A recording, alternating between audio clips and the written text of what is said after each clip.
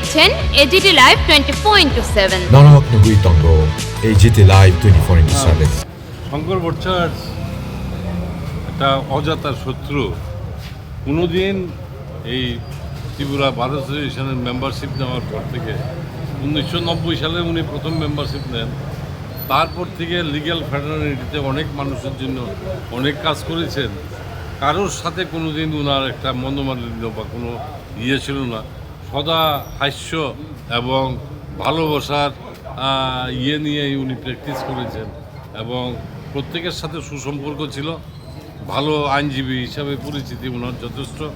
সুখ্যাতির সাথে মানুষকে আইনের পরিষেবা দিয়ে গেছেন। আর তাছাড়া আমাদের বার অ্যাসোসিয়েশনের যেমন উনি মেম্বার ছিলেন, সাথে সাথে উনি আইনজীবী কংগ্রেস লিগ্যাল সেলেরও মেম্বার ছিলেন।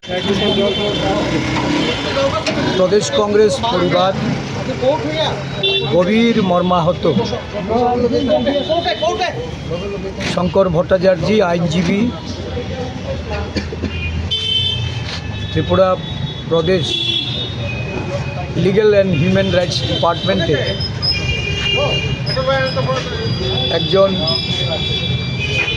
অ্যাডহক কমিটির সদস্যরূপে উনি কাজ করেছেন। আইনজীবীদের মধ্যে ওনার জনপ্রিয়তা প্রশ্নাতীত। একজন মানবিক সমাজকর্মী রূপে ওনাকে আমরা সবসময় পেয়েছি।